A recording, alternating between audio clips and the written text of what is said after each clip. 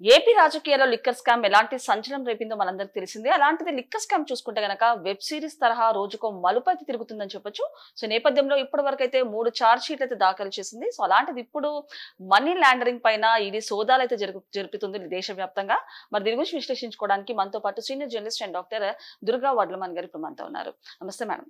నమస్తే అండి మేడం, మరి లిక్కర్ స్కామ్ ఎలాంటి ప్రకంపనలు సృష్టించిందో మనందరికి తెలిసిందే. అలాంటిది లిక్కర్ స్కామ్ చూసుకుంటే గనక రోజుకు ఒక ట్విస్ట్ అయితే నెలకొందని చెప్పొచ్చు. సో ఇప్పటి వరకు 3 ఛార్జ్ షీట్లు అయితే దాఖలు చేసింది. వెంకటేష్ నాయుడు, చెవిరెడ్డి భాస్కర్ రెడ్డి అలాంటిది కొంతమంది పేర్లు కూడా బయటకు వచ్చాయని చెప్పొచ్చు. సో ఇప్పుడు చూసుకుంటే గనక మనీ లాండరింగ్ పైన ఈడీ సోదాలు అయితే జరుపుతున్నట్టు తెలుస్తుంది. ఏమంటారు?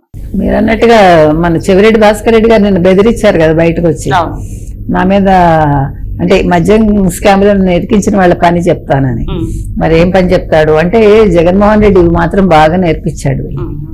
అసలు పక్కకు పెడితే మీరు చెప్పినట్టుగా ఇవాళ ఈడీ అంటే ఈ మద్యం స్కామ్ లో ఎవరైతే ఇన్వాల్వ్ అయి ఉన్నారో, మొత్తం అంటే ఈ మనీ లాండరింగ్ లో ఎవరైతే ఇన్వాల్వ్ అయి ఉన్నారో ఆ కంపెనీల మీద, ఆ కంపెనీలన్నీ కూడా సోదా చేస్తుంది. 11 కంపెనీలు వచ్చాయి. సో ఈ 11 కంపెనీల మొత్తం వాళ్ళ ఆఫీసులో అంతా కూడా సోదాలు చేస్తున్నారు. అంటే రాజ్ కసిరెడ్డిని ప్రశ్నించాక మొత్తం వివరాలంతా సేకరించి వీళ్ళు దాని మీద అంటే ముందుకెళ్తున్నారు అనమాట. మనం చూసాం ఎన్ని రకాలుగా ఎవరెవరు బయటకు వచ్చారు, 3500 కోట్లు ఎట్లా వెళ్ళాయి. ఆ తర్వాత మీకు ఇంకొక ముఖ్యమైన విషయం ఇక్కడ చెప్పాల్సింది ఏంటంటే 2019-24 మధ్య Andhra Pradesh state beverages corporation limited నుండి సరఫరా ఆర్డర్లు పొందడానికిట ఇంచుమించు 16 మద్యం కంపెనీలు ఏం చేశాయంటే లంచం ఇచ్చాయట. ఇది సిట్ గుర్తించి కేసు నమోదు చేసింది. ఈ కంపెనీలు సుమారుగా 10,835 కోట్లు విలువైన కాంట్రాక్టులను పొంది కమిషన్లు ఇచ్చింది. అంటే గత వైఎస్ఆర్సీపీ ప్రభుత్వ హయాంలో వీళ్ళు ఏం చేశారనమాట, ఏపీఎస్బిసిఎల్ 23,000 కోట్ల విలువైన సరఫరా ఆర్డర్లని జారీ చేసింది. వాటిలో మీకు 90% కంటే ఎక్కువ 111 రిజిస్టర్డ్ మద్యం కంపెనీలలో కేవలం 49 కంపెనీలకు మాత్రమే ఇచ్చింది. తర్వాత ఇది సిట్ చెప్పిన విషయమే.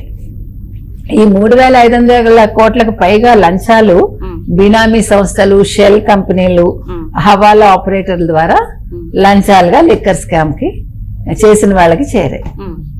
ఎంత పకడ్బందీగా ఇవన్నీ కనుక్కున్నారు. అంటే ఇప్పుడు ఎవరికి వాడు నన్నెలా అరెస్ట్ చేస్తారు, నన్నెలా ఇరికిస్తారు అంటే అసలు ఇది చూడండి. అంటే అసలు ప్రపంచంలో మనకి తెలిసి ఈ రకంగా ఒక స్కామ్ చేయొచ్చు అని ఒక కొత్త తరహా స్కామ్ ని జగన్మోహన్ రెడ్డి ఇంట్రడ్యూస్ చేశాడు ప్రపంచానికి, నాట్ ఓన్లీ ఆంధ్రప్రదేశ్.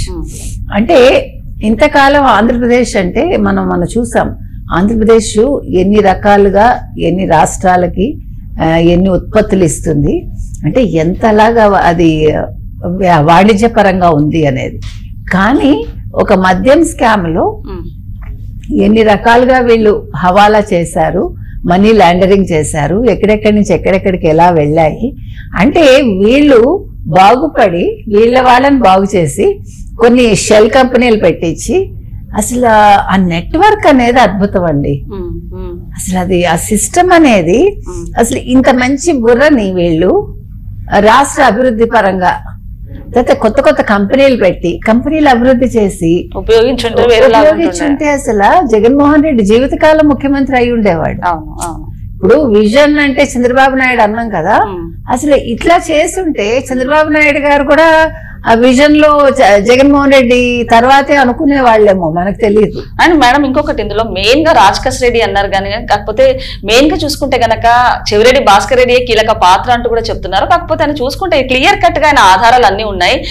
కాకపోతే నేను అనవసరంగా నన్ను ఇందులో ఇరికించారు, నన్ను అరెస్ట్ అయినందుకు బాధ లేదు, కాకపోతే లిక్కర్ స్కామ్ లో అరెస్ట్ అయినందుకు బాధగా ఉంది అంటూ కూడా సెంటిమెంటల్ డైలాగ్స్ కొట్టారు. అంటే వాళ్ళ నాన్నగారు కూడా తాగడం వల్ల చనిపోయారు, కాకపోతే ఇందులో నన్ను అప్పటి నుంచి నేను ఎంకరేజ్ చేయను, కానీ నన్ను ఇందులో అరెస్ట్ చేయడము కరెక్ట్ కాదంటూ కూడా బాధపడ్డారు. ఏమంటారు? అంటే మరి వీళ్ళందరూ టాంజానియాలో ఎక్కడెక్కడో టాంజానియా దగ్గర ఇంకేదో చిన్న ఊర్లో ఎన్ని రకాల స్టీల్ ఫ్యాక్టరీలు పెట్టుకున్నారు, ఎన్నెన్ని కంపెనీలు పెట్టుకున్నారండి. మరి డబ్బులు ఎక్కడి నుంచి వచ్చాయి? మరి అవన్నీ ఎక్స్ప్లెయిన్ చేయమనండి.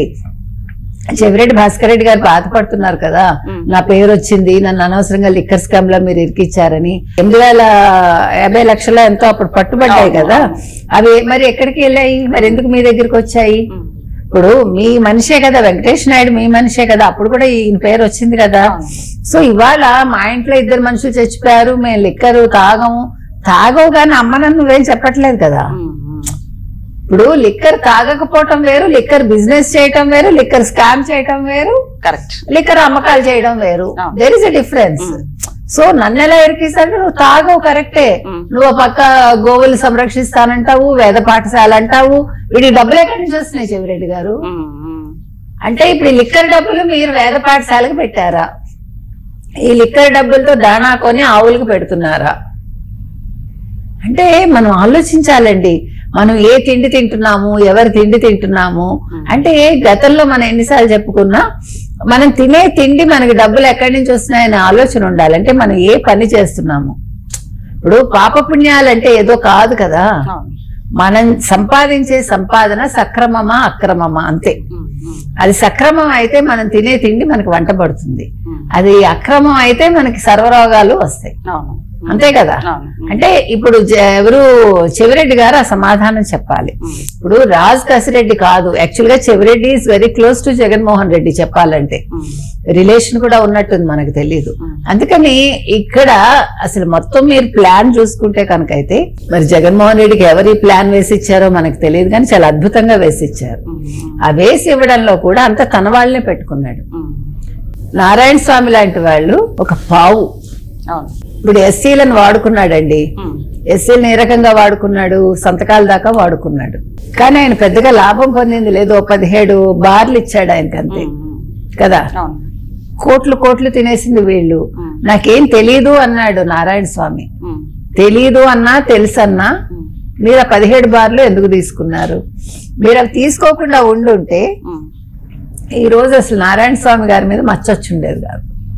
అంటే మనిషికి ఆ చిన్న ఆశ ఉంటుంది చూసారా, ఎక్కడో మన ఎవడు పట్టుకుంటాడులే, జగన్మోహన్ రెడ్డి 30 ఏళ్ళు, 45 ఏళ్ల ఈ చరిత్ర అంతా కూడా ఈ ఒక్క పనితోటి పోయిందిగా. మంచి చరిత్ర అంతా గతంలో కలిసిపోయిందిగా.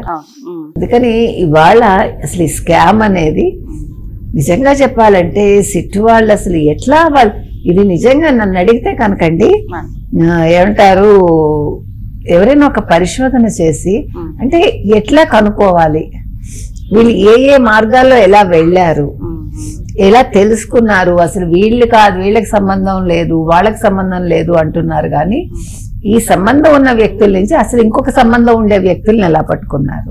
అంటే ఇందులో వైసీపీలో చూసుకుంటే మేడం, ఇప్పుడు వాళ్ళు జరిగిన హయాంలో A to Z అంటే ఫస్ట్ అందరూ కూడా ఇందులో ఏదో ఆడుదామాంధ్ర కానివ్వండి, ఏదో ఒక దాంట్లో స్కామ్లు ఇరుక్కొని ఉన్నారని చెప్పొచ్చు. విడుదల రజని గారు కానివ్వండి, అంటే నిజంగానే పేద ప్రజలను ఏ విధంగా దోచుకున్నారంటారు అసలు? అంటే మీరు అంటున్నారు కదా A to Z అని. ఇప్పుడు A to Z అంటే 26 అక్షరాలు ఏవైతే ఉన్నాయో ఆంగ్లంలో, 26 అక్షరాలతో వీళ్ళు స్కాములు చేశారు. A ఫర్ ఆడుదామాంధ్ర అట్లా తీసుకోండి, M ఫర్ మద్యం స్కామ్, అట్లా మనం వి హావ్ టు సర్చ్ అన్నమాట. అంటే ఎక్కడా దేన్ని వదిలిపెట్ల. ఆఖరికి చెత్త మీద కూడా పన్నేసి చచ్చారు కదా. చెత్త పన్నేయటం ఏంటండి, చెత్త మనుషులు కాకపోతే. అసలు వీళ్ళందరికీ ఏ పనిష్మెంట్ ఇవ్వాలంటే చెత్త దగ్గర 1 వారం రోజులు కూర్చోపెట్టాలి, అక్కడే తిండి తినమని, ఇంకేం వద్దు. జీవితంలో మళ్ళీ ఎవడు తప్పు చేయడు, అదే పనిష్మెంట్ అంటూ. నిజమండి, చెత్త మీద పన్నేసిన వాడిని చెత్త దగ్గరే కదా కూర్చోపెట్టాలి. మనుషులా వీళ్ళు అసలు ఏంటండి, మనం అసలు ఆశ్చర్యంగా ఉందండి. ఇంకా పైగా పెచ్చు అసెంబ్లీకి రానంటాడు, నాకు ప్రతిపక్ష హోదా అంటాడు. అసలు ఈ ప్రతిపక్ష హోదా ఏంటి, అసలు నేను తీసుకెళ్లి జైల్లో పడేతా. నువ్వు చేసిన పనికి అసలు ఆలోచిస్తుంటే ఒళ్ళు అంటుకుపోతుంది ప్రజలకి. ఈ పులివెందుల వాళ్ళకే అంటుకుపోతుంది. నిన్ను ఎన్నుకున్నా, నువ్వు రావు అసెంబ్లీకి అని చెప్పి వాళ్ళ కోపంగా ఉంది. నేను అసలు ఎందుకు ఎన్నుకున్నావు, నువ్వెందుకు ప్యాలెస్ లో కూర్చుంటున్నావు, అక్కడ ఒక అసెంబ్లీ నడపడం ఏంటి అసలు, చేతకాని వాడు కాకపోతే అని. ఏదైనా చాలా అన్యాయం అండి అసలు. ఇలాంటి స్కాములు ఏంటి, డబ్బులు తింటాలేంటి, కోట్లేంటి, అసలు మనకు అర్థం కావట్లేదు.